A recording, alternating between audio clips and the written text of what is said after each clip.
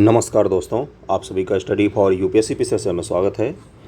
इम्तियाज़ अहमद की बुक है ये, बीपीएससी ऑब्जेक्टिव, है ना। जिसमें कल हम लोगों ने मॉडर्न हिस्ट्री शुरू किया था। कल एक वीडियो हमने कंप्लीट किया था और आज उसका अगला वीडियो करेंगे और बहुत सारे क्वेश्चंस इसमें प्रैक्टिस करेंगे। बिहार स्पेशल से अगर आपके हिस्ट्री से क्वेश्चन आएंगे तो इससे बाहर नहीं आएगा का मतलब 100% क्वेश्चन इसी से आएंगे। एक आध कोई अगर नया क्वेश्चन फ्रेम करती है बीपीएससी तो वो भी टकराएंगे। हो सकता है कि इसके ऑप्शन में से एक नया क्वेश्चन बना लिया जाए। समझ रहे हो ना मैं क्या कह रहा हूँ आप लोगों को? तो इस चीज़ का ध्यान रखना। और ग्रुप में मैंने आज मेंस के 2 क्वेश्चंस डाले हैं, आप उसको लिखने की कोशिश ज़रूर कीजिए। एग्ज़ाम को डेट 20-22 सितंबर, मुझे भी नहीं पता, किसी को भी नहीं पता, सिर्फ और सिर्फ आयोग को पता है, जो आपको नहीं बताएगी वो, है ना। 31 अगस्त तक बोला है उन्होंने कि क्लियर करेंगे। खैर जो भी हो, आपको तैयार रहना है, प्री के हिसाब से भी, मेंस के हिसाब से भी, दोनों के हिसाब से। ओके, चलिए शुरू करते हैं। अंग्रेज़ों के खिलाफ संथाल की विद्रोह की अवधि क्या थी? तो 1855 से 57 के बीच में, 1855 से 57 के बीच में संथालों ने विद्रोह किया था। राजमहल पहाड़ी क्षेत्र जो है वहाँ पर किया था इन्होंने। संथाल विद्रोह के नेता कौन थे? ये चारों भाई थे, सिद्धू, कान्हू, चांद और भैरव। ये चारों भाई थे। इन चारों ने ही संथालों ने बड़े वीरतापूर्वक लड़े थे। संथालों की वीरता की गाथा बड़ा ही अद्भुत है। कोल विद्रोह की अवधि क्या है? तो 1881 से 82 है। 1881-82 इस ऐसे ही क्वेश्चन आपसे पूछेगा बीपीएससी। तो इस तरह क्वेश्चन को जरूर अच्छे से करिए। बिरसा मुंडा के नेतृत्व में जनजातीय आंदोलन का आरंभ कब हुआ था? तो 1895 में हुआ था। फिर 1900 ईस्वी में बिरसा को गिरफ्तार कर लिया गया था। 1901 और 2 के आसपास उनकी मौत हो गई थी जेल में ही। उस क्षेत्र की पहचान कीजिए जहां संथालों ने 1855-56 अपनी सरकार की घोषणा कर दी थी। तो भागलपुर और राजमहल का क्षेत्र है, यहाँ पर उन्होंने घोषणा कर दी थी। नेक्स्ट है 1866-67 के नील खेतिहरों के बिहार में हुए विद्रोह के क्षेत्र की पहचान कीजिए। नील खेतिहर, है ना, कहाँ पर विद्रोह किया था? 1866-67, है ना। तो कहाँ पर किया था इन्होंने? तो चंपारण के आसपास किया था इन्होंने। ओके। मुंगेर का बरहिया ताल विरोध का उद्देश्य क्या था? तो बकास्त भूमि की वापसी की मांग करना, यही था मुख्य उद्देश्य इसमें। कार्यानंद शर्मा वगैरह का नाम जो आप सुनते हैं तो इसी समय यहीं पर सक्रिय थे। 1936 में बिहार में जमींदार के सत्वाधिकार नीति के विरुद्ध जो आंदोलन चलाया गया था वह कौन सा था? तो 1936 ईस्वी में पूछ रहा है। तो 8 का आंसर क्या हो जाएगा? बख्श आंदोलन। इस तरह क्वेश्चन बहुत ही अच्छे होते हैं, जनरली आपको मिलेगा नहीं केवीसी नैनो और इन सब बुकों में, इसलिए इसको जरूर याद रखिए। बिहार का कौन सा क्षेत्र 1770 और 71 में सन्यासी विद्रोह का केंद्र था? तो ये पूर्णिया का क्षेत्र था। सन्यासी विद्रोह आपको पता होगा बंगाल के क्षेत्र में मुख्य रूप से, और बिहार के कुछ क्षेत्रों में हुआ था उस समय बिहार बंगाल का ही भाग था। और ये जो सन्यासी होते थे इन्होंने ही सबसे पहले अंग्रेज़ों का विरोध किया था। सबसे पहला विद्रोह माना जाता है भारत में सन्यासी विद्रोह। विद्रोह की जगह इसको क्रांति कहना ज़्यादा अच्छा होता है।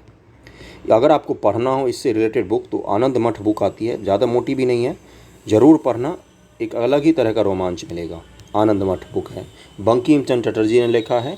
वंदे मातरम गीत उसी बुक से लिया गया है। तो ये कौन सा है? सन्यासी विद्रोह है 1770-71 में। और बहुत ही वीरता से लड़े थे सन्यासी लोग। इस पर मूवी भी बना रहे हैं कुछ लोग। बिहार में नोनिया विद्रोह जो 1778 से 1800 के मध्य हुई थी के दौरान निम्न से कौन सा जिला प्रभावित हुआ था? तो उस समय ये तीनों ही जिले, वैशाली, पूर्णिया, उसके बाद से सारण जिला, ये तीनों ही जिला प्रभावित हुए थे नोनिया विद्रोह से। अगला है वहाबी आंदोलन।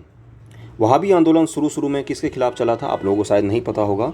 जो पंजाब में सिख सरकार थी ना, मतलब रंजीत सिंह के जो वंशज थे उनके खिलाफ चलाया गया था। लेकिन पंजाब पर जब अंग्रेज़ों ने कब्जा कर लिया 1856 ईस्वी से पहले, तो फिर क्या हुआ ना, तो ये फिर अंग्रेज़ों के खिलाफ ही आंदोलन हो गया, है ना।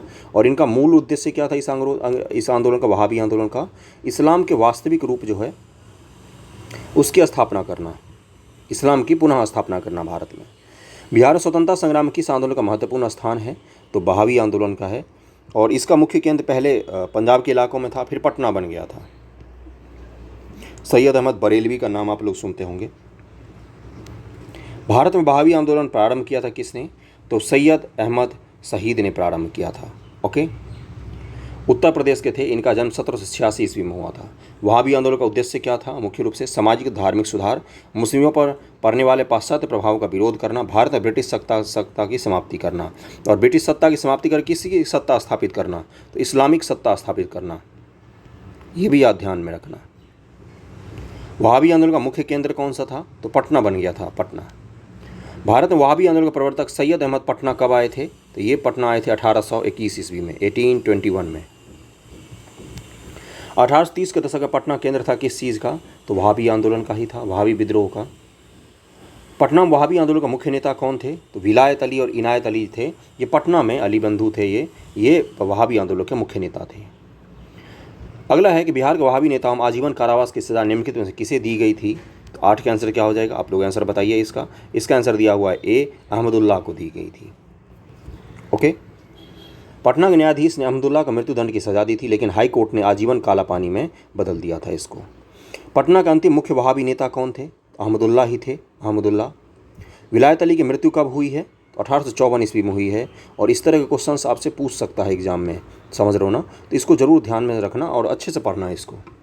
विलायत अली की मृत्यु के उपरांत वहाबी आंदोलन का प्रमुख नेता कौन बना? तो इनायत अली बन गए थे। इनकी मृत्यु 1858 में हुई है। वहाबियों का एक बड़ा योगदान माना जाता है 1857 के विद्रोह में। 1857 के विद्रोह के लिए उन्होंने जनता को तैयार किया था। वहाबी आंदोलन के एक प्रमुख नेता मौलवी अब्दुल्ला के पिता कौन थे? तो सी, विलायत अली थे पिता। 1864 के अम्बाला के मुकदमे में पटना के वहाबियों के वकील कौन थे? तो प्लाइडेन थे, प्लाइडेन। ओके। इस मुकदमा में 3 पटना के वहाबियों को मृत्युदंड के तथा शेष 8 को आजीवन काला पानी की सज़ा हुई थी, परंतु बाद में उनके मृत्युदंड को आजीवन काला पानी की सज़ा में बदल दिया गया था। 2 बार देखोगे अगर इस वीडियो को तो याद हो जाएगा आपको, ऑप्शन तो याद हो ही जाते हैं। पटना के वहाबियों की शक्ति कब समाप्त हो गई है? तो 1870-71 के आसपास तक आके बिल्कुल पूर्ण रूप से इनको ख़त्म कर दिया गया। किस गवर्नर जनरल ने 1884 में शेष बचे वहाबी कैदियों की रिहाई करवाई थी? तो लॉर्ड रिपन ने। लॉर्ड रिपन का जो कार्यकाल है उसी समय। सादिकपुर के मौलवी अब्दुल रहीम की पत्नी के आवेदन पर रिहाई हुई थी, इतना मत याद रखना, है ना? वहाबी आंदोलन के समय पटना कमिश्नर आयुक्त कौन था? तो विलियम टेलर ही था, अभी बताया मैंने। वहाबी आंदोलन किस नेता को पटना के सादिकपुर के सदस्यों ने अपना आध्यात्मिक नेता माना था? तो इस नेता का नाम था सैयद अहमद बरेलवी। वहाबियों के सीमांत क्षेत्र में अपना राज्य कहाँ पर स्थापित किया था? तो इन्होंने सित्ताना में अपना राज्य स्थापित कर लिया था। सीमांत क्षेत्र जो था भारत और वर्तमान के पाकिस्तान के आस पड़ोस से पड़ता है ये। वहाबी आंदोलन के प्रणेता सैयद अहमद शहीद के संबंध में निम्नलिखित में से कौन सा कथन सही है, ये बताना है आपको। उनका जन्म 1786 में रायबरेली में हुआ था। उन्होंने 1821 में पटना की यात्रा की। 1831 में सिखों के विरुद्ध लड़ते हुए मारे गए थे। उनकी मृत्यु बालाकोट के युद्ध में हुई थी। तो ये तीनों ही कथन सही है, चारों ही। ओके। वहाबी नेता इनायत अली की मृत्यु कब हुई है? तो 1859 ईस्वी में हुई है। इनायत अली की मृत्यु उपरांत किस वहाबी नेता ने अंग्रेजों संघर्ष का नेतृत्व ग्रहण किया था? ये थे मकसूद अली। वहाबियों को अंग्रेजों ने पराजित किया था। उपयुक्त सभी में, जितने युद्ध लड़े सब में पराजित किया था अंग्रेजों ने इन्हों। वहाबी नेताओं में किसको उम्र कैद और काला पानी की सज़ा हुई थी? तो इन सबको काला पानी की सज़ा हुई थी। अब्दुल रहीम, याह्या अली, अहमदुल्लाह, इन सबको काला पानी की सज़ा हुई थी। पटना स्थित वहाबियों केंद्र क्या कहलाता था? ये काफिला कहलाता था। काफिला ये पूछ चुका है एक बार बीपीएससी में पहले। वहाबियों से प्रेरित पूर्वी बंगाल में कौन आंदोलन आरंभ हुआ था? तो फराइजी आंदोलन शुरू हुआ था पूर्वी बंगाल में। पूर्वी बंगाल यानी कि अभी वर्तमान का जो बांग्लादेश है उस इलाके में, और असम के कुछ इलाके थे थोड़ा बहुत जहाँ पर फराइजी आंदोलन शुरू हुआ था मुख्य रूप से। अगला है बिहार में राष्ट्रीय चेतना का उदय और स्वतंत्रता संघर्ष का प्रारंभिक चरण। बॉयज एसोसिएशन के संस्थापक कौन थे? तो श्री सूर्यदेव नारायण वर्मा थे बॉयज एसोसिएशन के स्थापना। 1908 या 7 ईस्वी है शायद, 1907 ईस्वी के आसपास इसकी स्थापना दरभंगा में हुई थी। बॉयज एसोसिएशन की स्थापना कब हुई थी? तो कहाँ पर हुई थी? तो दरभंगा में हुई थी। दरभंगा राज के मैदान में एक सभा बॉयज एसोसिएशन की स्थापना हुई, जिसकी अध्यक्षता अशफाक खान ने की, जो एक बैरिस्टर थे। यह संगठन इस इलाके में राष्ट्रीय जागरण में महत्वपूर्ण भूमिका निभाई थी। Boys association. Bihari student conference की स्थापना कहाँ पर हुई थी, कब हुई थी, ये पूछा है आपसे। तो इसका आंसर हो जाएगा 1906 ईस्वी में। बिहार में राष्ट्रवादी चेतना के विकास में इसका अत्यंत महत्वपूर्ण योगदान है। दरभंगा में सरस्वती अकादमी का स्थापना कब हुई है? तो 1 जनवरी 1901 ईस्वी को, 1901 ईस्वी को इसकी स्थापना हुई है। बिहार में प्रथम बालिका विद्यालय की स्थापना किसने की? बिहार में प्रथम पूछ रहा है आपसे, तो श्रीमती अघोर कामनी देवी। और इस तरह के क्वेश्चन जरूर पूछता है, महिलाओं संबंधित, दलितों संबंधित जो सुधार होते हैं उनको लेकर बहुत सारे क्वेश्चन पूछे जाते हैं। इसका आंसर बी हो जाएगा। बिहार में प्रथम बालिका विद्यालय की स्थापना कब हुई थी? तो इसका आंसर हो जाएगा बी, 1891 में। 1891 ईस्वी में स्थापना हुई थी, 1891। बिहार में राष्ट्रीय चेतना के जागरण के मुख्य कारण कौन से थे? तो ब्रिटिश विरोधी संघर्षों की पृष्ठभूमि, तो ये सही है। ब्रिटिश शासन की नीतियों के प्रति असंतोष, ये भी सही है। पाश्चात्य शिक्षा का प्रभाव, बिल्कुल सही। बंगाल में संगठित राष्ट्रीय संगठन, तो ये सारे ही सही हो जाएंगे। डी का आंसर 1, 2, 3, 4 हो जाएगा। बिहार के प्रतिनिधि सर्वप्रथम किस वर्ष भारतीय राष्ट्रीय कांग्रेस के सम्मेलन में भाग लिया था? बिहार के प्रतिनिधियों ने, तो इसका आंसर हो जाएगा सी, 1887 ईस्वी में। आपको ये बताना है कि इसमें ये सम्मेलन कहाँ पर आयोजित हुआ था, क्योंकि मैं बहुत बार बता चुका हूँ आपको 1887 का सम्मेलन। बिहार के किस बड़े जमींदार ने भारतीय राष्ट्रीय कांग्रेस की आर्थिक सहयोग प्रदान किया था? तो दरभंगा के महाराज थे, महाराज दरभंगा थे। इन्होंने बहुत सारा योगदान दिया था और इसी समय ही नहीं, जो 1962 का युद्ध है जो भारत चीन का चल रहा था, इसमें भी इन्होंने 40 किलो करीब में सोना दिया था भारत सरकार को युद्ध में सहायता के लिए। तो इसका आंसर क्या हो जाएगा? महाराज दरभंगा। 1908 में बिहार प्रादेशिक सम्मेलन में पृथक बिहार प्रांत के गठन का प्रस्ताव किसने रखा था? पृथक बिहार के गठन का प्रस्ताव किसने रखा था? तो इनका नाम था फखरुद्दीन। सी आंसर हो जाएगा। और बिहार को पृथक प्रांत बनाने में सच्चिदानंद सिन्हा जी का बड़ा योगदान है, बहुत बड़ा योगदान है। प्रस्ताव फखरुद्दीन जी ने रखा था 1908 में प्रादेशिक सम्मेलन में। पटना कॉलेज की स्थापना कब हुई है? 1863 ईस्वी में पटना कॉलेज की स्थापना हुई, 1863। बिहार में सदर अंजुमन हिंद नामक संस्था के संस्थापक कौन थे? इस संस्था के संस्थापक थे मुंशी प्यारेलाल। यह संस्था तिलक तथा दहेज प्रथा की समाप्ति के लिए बनाई गई थी। जो दहेज प्रथा होती है उसकी समाप्ति के लिए बनाई गई थी। ओके, इसको ज़रूर याद रखना, अंजुमन हिंद नामक संस्था। दरभंगा में बंग भंग आंदोलन के दौरान राखी बंधन दिवस कब मनाया गया था?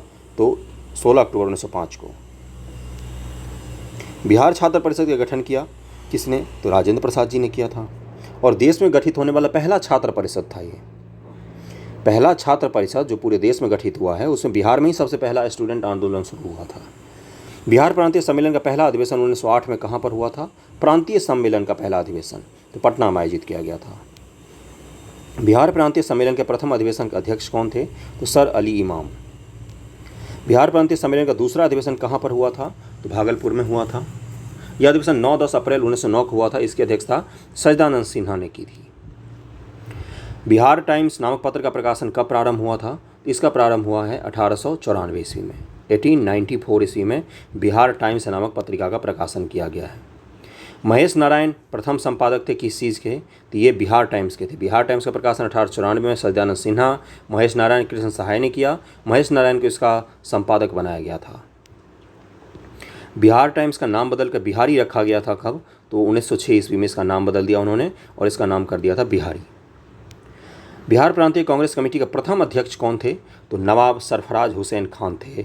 बिहार प्रांतीय कांग्रेस कमेटी, जैसे अभी इंडियन नेशनल कांग्रेस है, लेकिन बिहार कांग्रेस भी तो है, बिहार बीजेपी भी तो है। बिहार बीजेपी का अध्यक्ष कौन है? वो जायसवाल हैं। तो इसी तरह से प्रांतीय कांग्रेस कमेटी का अध्यक्ष पूछ रहा है, प्रथम अध्यक्ष, तो कौन होगा? नवाब सरफराज हुसैन खान। सोनपुर के मेला के अवसर पर 1908 में नवाब सरफराज हुसैन खान की अध्यक्षता में एक सभा गठित हुई जिसमें बिहार प्रांतीय कांग्रेस कमेटी का गठन हुआ था।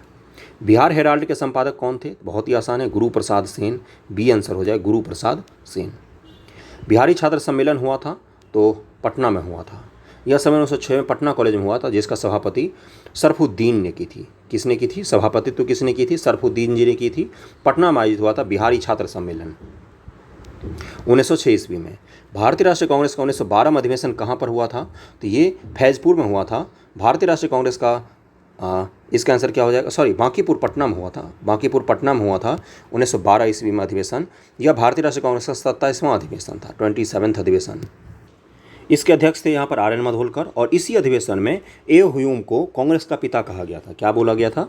एओ ह्यूम जो है उनको कांग्रेस का पिता कहा गया था। बांकीपुर पटना अधिवेशन 1912 ईस्वी 27वां अधिवेशन और आर एन माधोलकर जी ने इसकी अध्यक्षता की थी। भारतीय राष्ट्रीय कांग्रेस के 1912 के बांकीपुर अधिवेशन की अध्यक्षता किसने की थी? तो आर एन माधोलकर ने। श्री मजरूल हक इसके स्वागत कारिणी समिति के अध्यक्ष थे। सच्चिदानंद सिन्हा सचिव थे। इसको भी जरूर याद रखना। बांकीपुर अधिवेशन के अध्यक्ष बहुत बार पूछ चुका है, अगली बार ये आपसे पूछ सकता है कि मजरूल हक इसके स्वागत कारिणी समिति के अध्यक्ष थे और सच्चिदानंद सिन्हा सचिव थे। भारत से कांग्रेस का एक प्रतिनिधिमंडल 1914 में इंग्लैंड भेजे गए, जिसमें शामिल 2 बिहार के नेता कौन थे? अली इमाम, हसन इमाम, राजेंद्र प्रसाद, ब्रजकिशोर प्रसाद, मजरूल हक और सच्चिदानंद सिन्हा थे, जिनको भेजा गया था लंदन। पटना विश्वविद्यालय की स्थापना कब हुई है? तो 1917 ईस्वी में हुई है। बिहार प्रदेश कांग्रेस कमेटी का गठन किस वर्ष हुआ है? तो 1908 ईस्वी में इसका गठन हुआ है। बिहार में सबसे पहले स्थापित विश्वविद्यालय का नाम बताइए। तो पटना विश्वविद्यालय ही है, 1917 ईस्वी में इसका स्थापना हुई है। और देश में अगर प्रथम विश्वविद्यालय की स्थापना पूछेगा तो जब 1857 का स्वतंत्रता संग्राम चल रहा था, उसी समय देश में वुड डिस्पैच के आधार पर, वुड डिस्पैच ने जो दिया था शिक्षा संबंधित सुधार की समिति है, तो उसके आधार पर कहाँ कहाँ पर, कोलकाता, मद्रास और बॉम्बे, यहाँ पर लंदन यूनिवर्सिटी की तर्ज पर 3 यूनिवर्सिटी की स्थापना की गई थी, कोलकाता, मद्रास और बॉम्बे यूनिवर्सिटी। ओके, 1857 ईस्वी में। बिहार में पहले स्थापित पटना विश्वविद्यालय ही है। और 1917 में पटना विश्वविद्यालय, मगध विश्वविद्यालय 1962 में, बाबा साहेब अम्बेडकर विश्वविद्यालय 1951 में, वीर कुंवर सिंह विश्वविद्यालय 1922 में स्थापित हुआ था।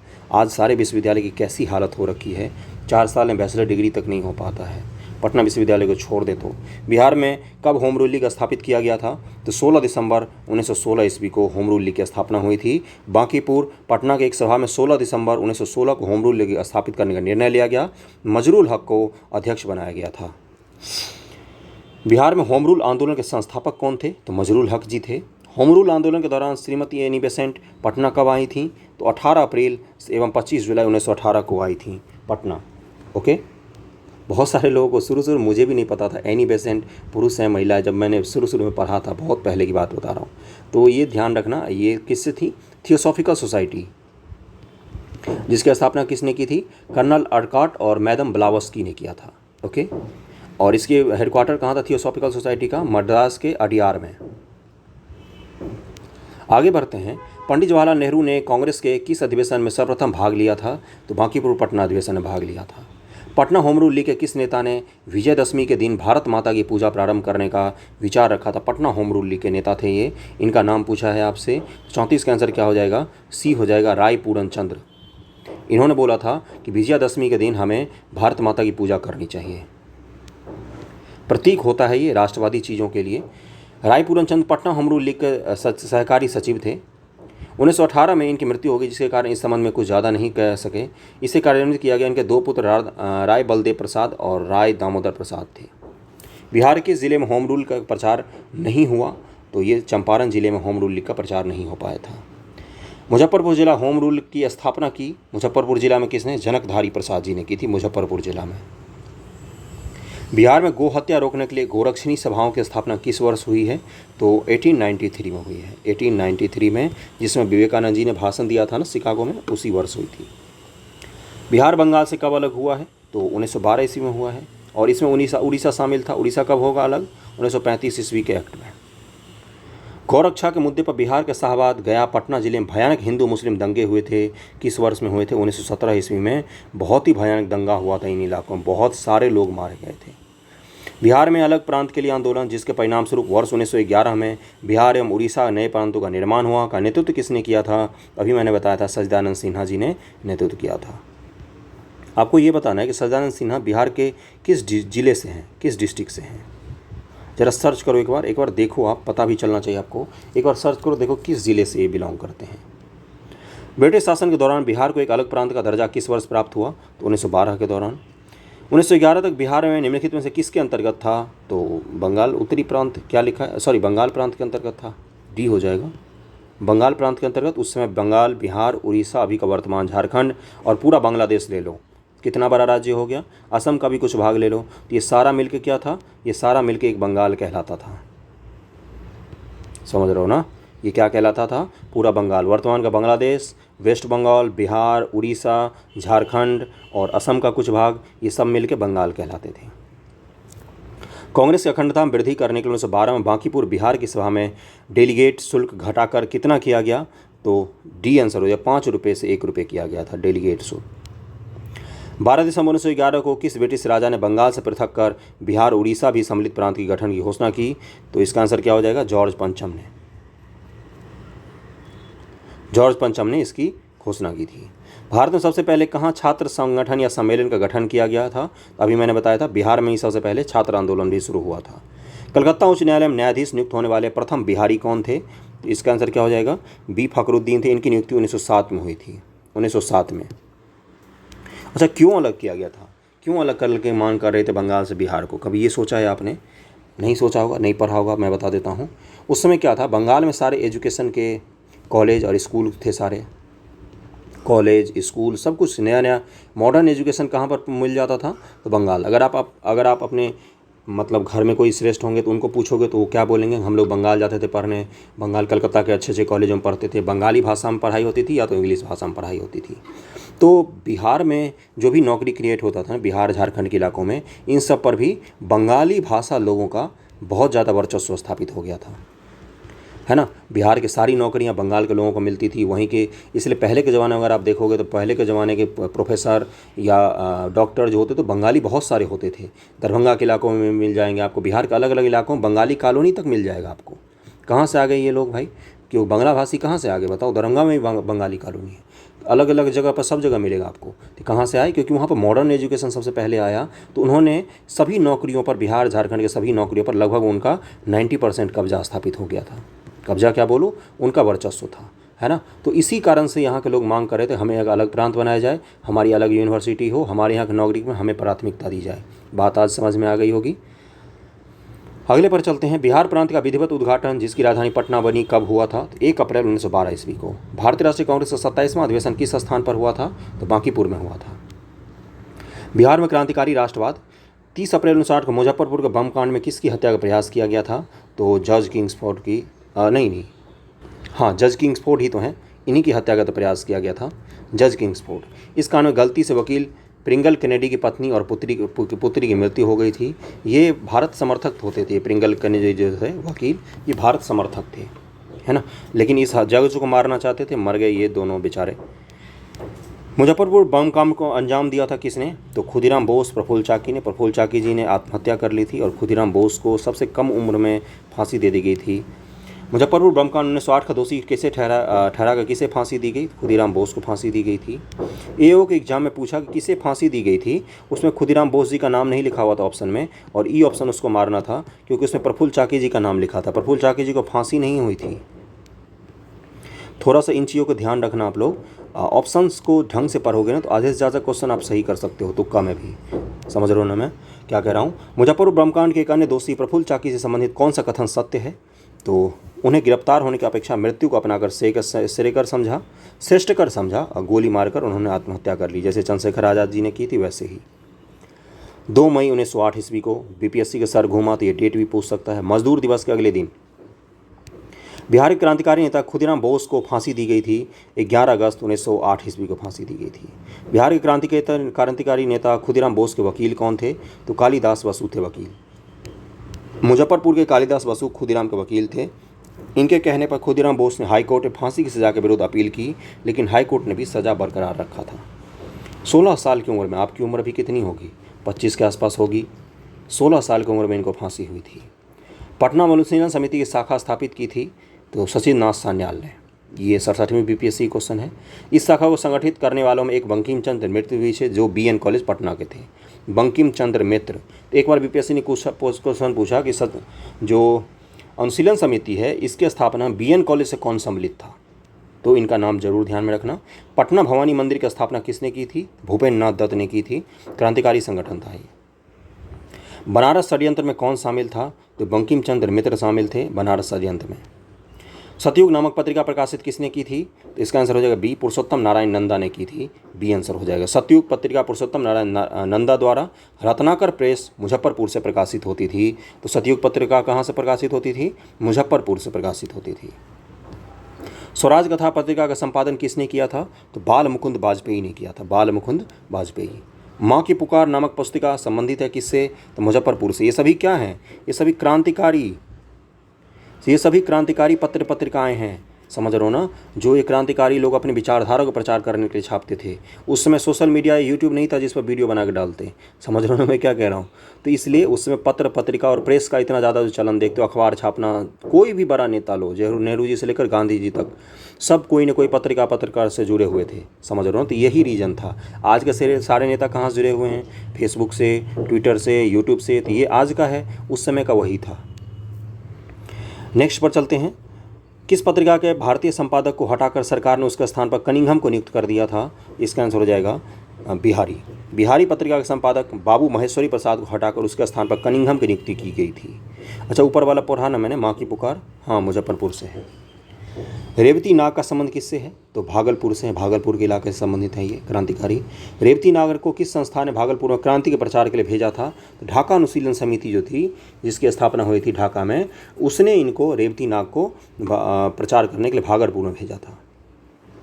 श्री सचिन बख्शी थे, तो ये क्रांतिकारी थे एक सचिन बख्शी।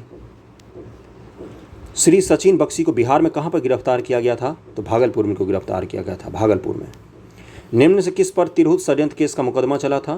तो योगेंद्र शुक्ल जी पर चला था। योगेंद्र शुक्ल 10 वर्ष की कड़ी सजा हुई। इन पर मेलानिया कांड, चंपारण जिला 6 अक्टूबर 1929 के संबंध में मुकदमा चलाने वाला था, चलना। तो अब देखो यहाँ पर कौन कौन सा क्वेश्चन निकल गया कि ये मौलानिया कांड कहाँ पर हुआ था? ये चंपारण जिला में हुआ था, इसको नोट डाउन कर लेना। मौलानिया कांड कब हुआ था कांड? तो 6 अक्टूबर 1929 ईस्वी को हुआ था।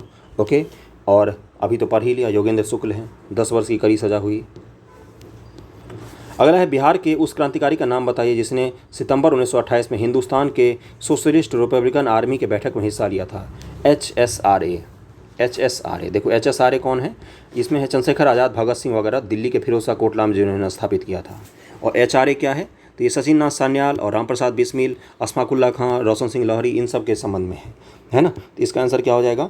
फणींद्र नाथ घोष थे जिन्होंने हिस्सा लिया था 1928 ईस्वी के HSRA की बैठक में। मणिंद्र नारायण कौन थे? तो इसका आंसर हो जाएगा सी, क्रांतिकारी थे। मणिंद्र नारायण पटना के क्रांतिकारी पार्टी के नेता थे। बिहार युवक संघ की स्थापना हुई है कब? तो 1928 ईस्वी में हुई है बिहार युवक संघ, 1928।